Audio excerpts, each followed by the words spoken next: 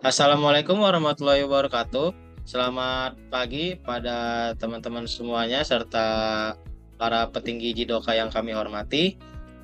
Kami dari kelompok satu akan mempresentasikan hasil diskusi kami mengenai database perpustakaan. Sebelum kita masuk ke pematerinya, saya Aris Darmawan selaku moderator pada hari ini akan memperkenalkan anggota tim kelompok kami yang sudah berkontribusi dalam mengerjakan proyek ini. Ya, saya Ahmad Raffi Rijatullah dengan NIM 122300040. Saya Aris Darmawan dengan NIM 122300037 yang akan memandu pada presentasi hari ini. Saya Rizreto Nugroho dengan NIM 1223099.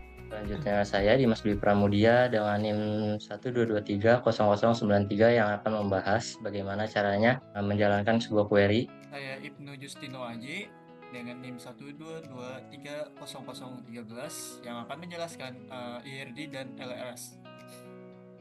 Dan saya Pascal Winston dengan NIM 122300059 akan menjelaskan tabel database.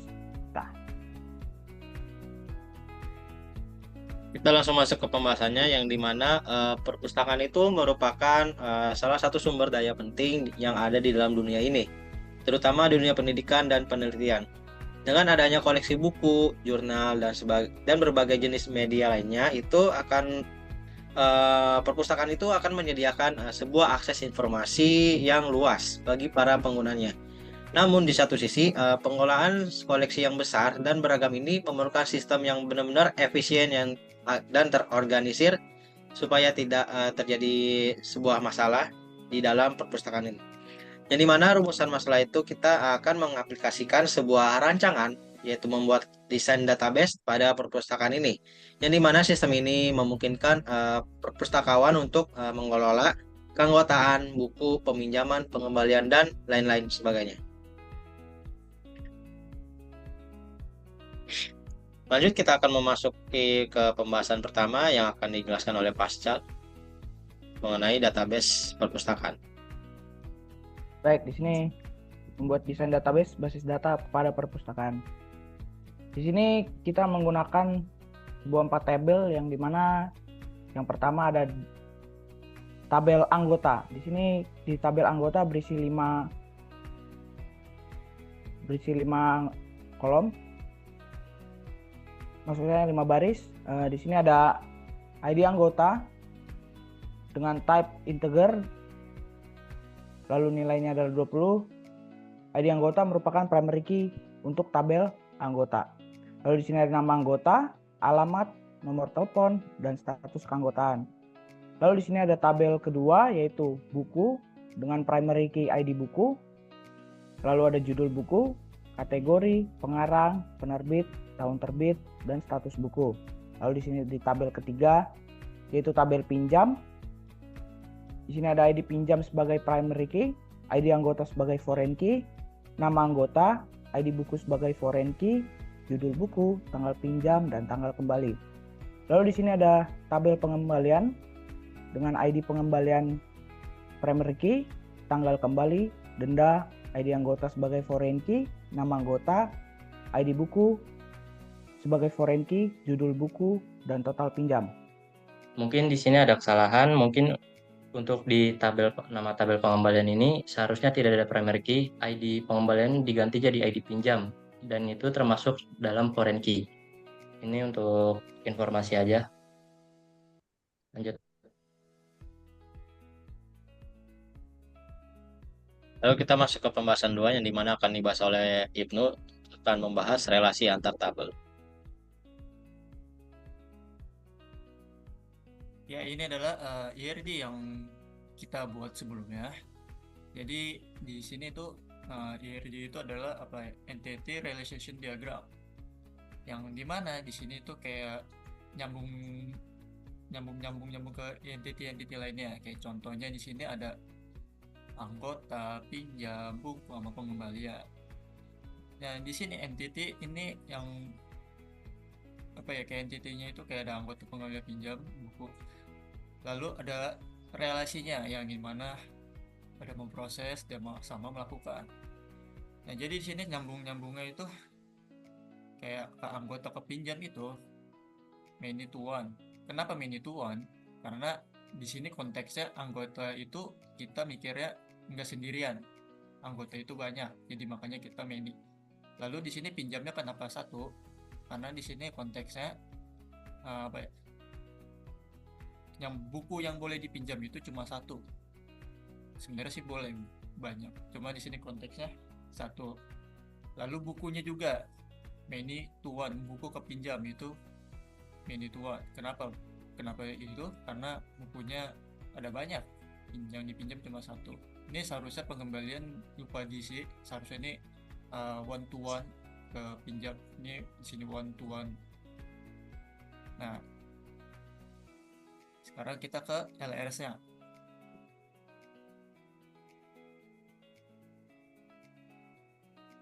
Lalu hubungan antar tabel apa, yaitu LRS. LRS itu adalah logical record structure yang berdasarkan IRD yang dibuat sebelumnya. Jadi itu ini kayak nyambung ke kunci-kuncinya, kayak foreign key-nya sama primary key-nya. Kayak contohnya kan tadi di anggota itu ke pinjam itu ada many to one, ya kan? Jadi itu karena kita ambillah apa ya, kayak kuncinya dari many, dari banyak, jadi yang to one itu ketarik ke many. Jadi contohnya ini ada di pengembalian sama di peminjaman, yang dimana ID anggotanya itu ditarik ke anggota. Kenapa? Karena primary key-nya di ID karena ID primary key-nya itu ada di tabel anggota. Gitu juga dengan ID buku, yang dimana yang di pengembalian sama peminjaman itu ditarik ke tabel buku. Selanjutnya Baik. pembahasan ketiga mengenai normalisasi yang akan dibahas oleh Aryo. Silakan. Baik, selanjutnya itu ada normalisasi ya, yang dimana untuk menghindari duplikasi atribut terhadap tabel dalam basis data.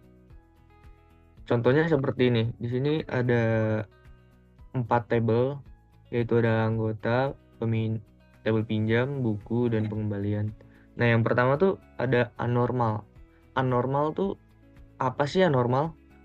Anormal adalah struktur tabel yang masih belum ternormalisasi, yaitu masih banyak atribut-atribut yang ganda. Nah, selanjutnya yaitu ada first normal. First normal ini tahap selanjutnya setelah anormal, yaitu menghilangkan atribut-atribut yang ganda tuh, seperti ID anggota, ID buku, dan ID pinjam, ID anggota, ID buku yang berperan di tabel lain sebagai foreign key. Nah, selanjutnya itu first normal to second normal. First normal ini untuk membuat relasi, yaitu pada satu kunci ini. Contohnya ID anggota. ID anggota di tabel anggota dan ID anggota di tabel pinjaman. Nah, selanjutnya itu ada second normal to third normal. Second normal to third normal itu membuat relasi, tetapi kunci dari atribut itu tidak bergantung pada satu atribut. Contohnya kayak ID anggota kan ada di 3 tabel. Nah, si ID anggota ini harus punya relasi kepada satu tabel doang, tidak bergantung ke tabel lainnya.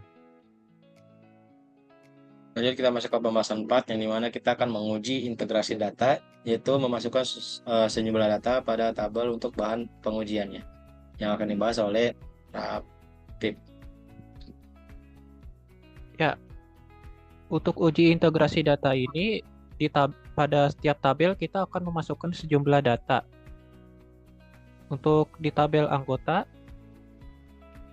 ya di sini bisa dilihat ada beberapa data yang sudah dimasukkan seperti nama anggota, alamat, nomor telepon, ID anggota, status keanggotaan. Lalu untuk tabel selanjutnya, Untuk tabel buku, di sini ada data ID buku, judul buku, kategori, pengarang, penerbit, tahun terbit, jumlah buku, dan status buku. Untuk di tabel selanjutnya, di tabel pengembalian, di sini ada ID pinjam, tanggal kembali, untuk denda, ID anggota, nama anggota, ID buku, dan judul buku. Untuk tabel pinjam di sini ada ID pinjam, ID anggota, nama anggota, ID buku, judul buku, tanggal pinjam, dan tanggal kembali. Ya, Selanjutnya masuk ke pembahasan 5 akan membahas query SQL untuk pengetesan di mana kemampuan data dalam menampilkan sebuah informasi yang akan dibahas oleh Dimas. Mungkin sebelumnya saya ingin menjelaskan sedikit terlebih dahulu yang sebelumnya belum dijelaskan. Jadi di sini kan sebelum pembahasan sebelumnya kita disuruh untuk membuat sebuah database, dan cara membuat database-nya itu cukup sederhana. Yang pertama-tama mungkin kita akan ke sebelah kiri dulu dan kita akan slide ke atas dan ada tulisan baru. Nah, di situ kita bisa untuk membuat sebuah database. Boleh di. Nah, untuk nama database-nya itu tergantung teman-teman sendiri gimana cara membuatnya. Kita bisa masukkan bebas apapun itu, jadi terserah. Nah, selanjutnya kalau misalkan udah buat database, kita buka misalkan DB Perpustidoka. Selanjutnya di bawahnya ada tulisan baru. Nah, tulisan baru itu tujuannya untuk membuat sebuah table di dalam database yang udah kita buat sebelumnya. Nama tabelnya itu tergantung masing-masing yang kita buat, dan atributnya tuh ada apa aja itu tuh tergantung yang diberikan. Contohnya yang kayak di pembahasan pertama yaitu isi table seperti anggota, buku, pengembalian, dan pinjam. Nah, jadi untuk pembahasan 5 kali ini saya akan menjelaskan bagaimana cara menampilkan informasi, yaitu query SQL untuk mendemonstrasikan kemampuan database yang udah kita buat. Contoh pertama, saya ingin misalkan menampilkan buku yang paling sering dipinjam. Nah, itu kita akan buka di tabel pengembalian.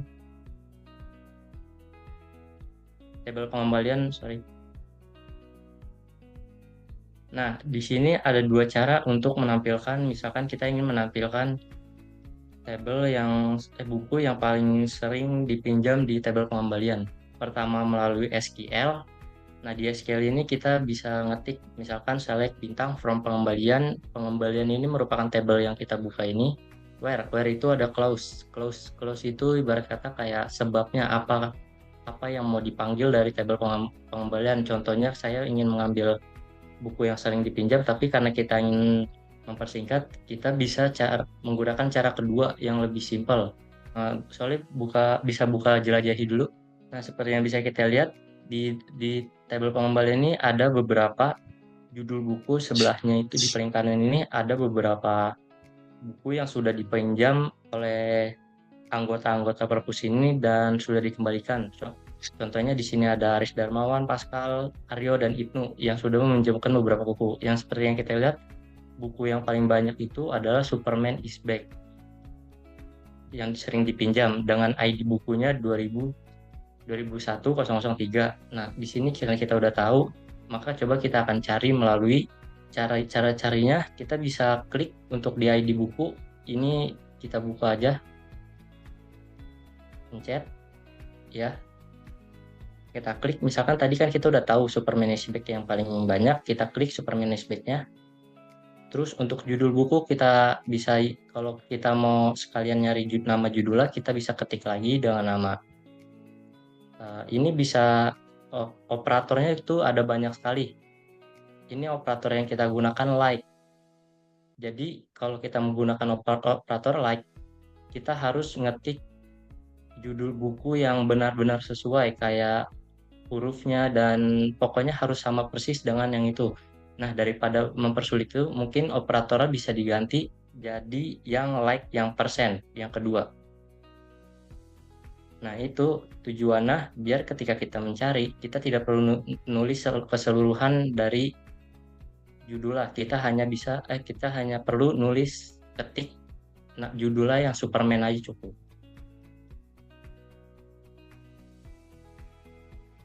Setelah itu kita pencet kirim untuk menampilkan data-datanya. Nah, maka di sini query-nya akan menampilkan dua baris aja ya. Yang sebelumnya tadi ada 5, jadi 2 karena kita hanya ingin menampilkan ID buku yang tadi kita minta dan juga judul buku yang seperti Superman. Kebetulan ini sudah ketemu. Jadi ini hasilnya. Terus selanjutnya misalkan kita ingin manggil nih nama anggota di tabel pengembalian ini yang sering minjem. Kita buka lagi, jelajahi. Nah, kita lihat dulu nih di jelajahi ini siapa sih yang sering pinjam. Kebetulan di nama anggota ini ada yang namanya Aris Darmawan. Nah, kita bisa lanjut lagi ke cari tadi. Nah, ini kita cari lagi nih untuk nama anggotanya. Di nama anggota ini, seperti yang saya bilang, kalau kita pakai like, kita harus ngetik namanya harus lengkap. Boleh dicontoh. Nah, kalau misalkan tidak lengkap, maka dia tidak akan menampilkan datanya. Artinya 0. Mungkin bisa dicontohkan kalau misalkan kita ngetik salah.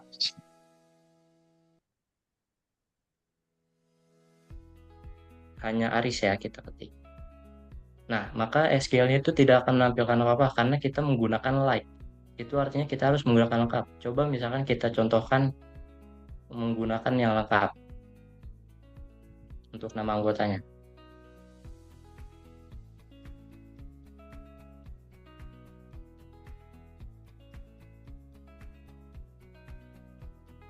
Nah, boleh kita cari. Nah, jadi setelah kita cari, sudah bisa di Aris ini sering banyak minjemnya daripada yang lain. Nah, oke, mungkin selanjutnya misalkan kita mau cari nih ketersediaan buku yang mau dipinjam. Itu tersedia atau enggak? Kita bisa lihat di tabel buku, contohnya. Nah, pada tabel buku ini tuh ada 4 buku yang kita kasih. Yaitu ada pemrograman SQL, cara belajar database, Superman is back, bagaimana cara kerja gravitasi. Nah, mungkin ini ada kesalahan penginputan data. Nah, ini yang di status buku ini ada beberapa yang tersedia dan beberapa yang tidak. Nah, coba misalkan kita cari.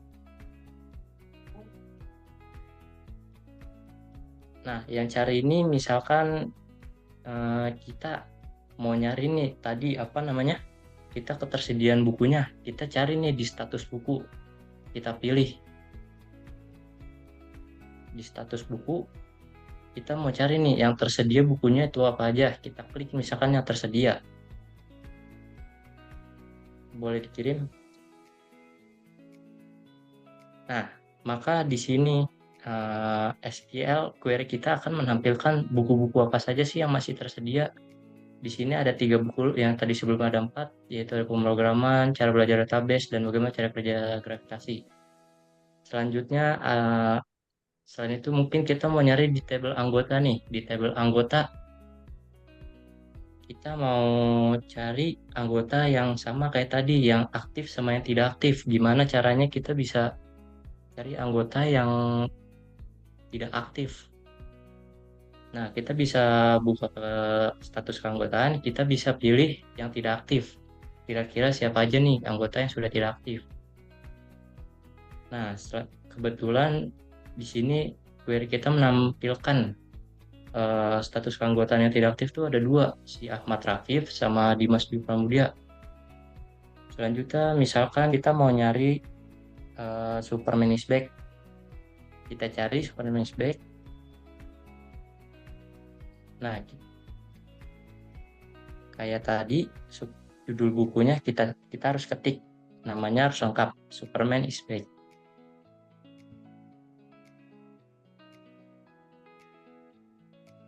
Kita kirim. Nah, maka dia akan menampilkan buku yang namanya Superman is back dengan nama lengkap.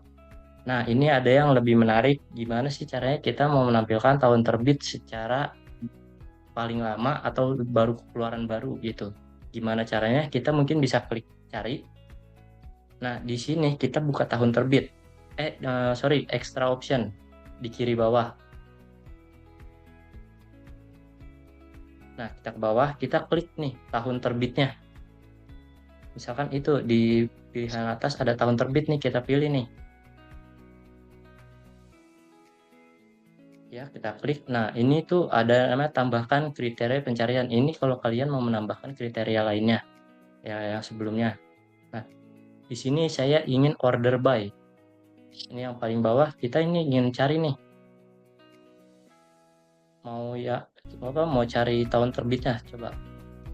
Tahun terbit, ya.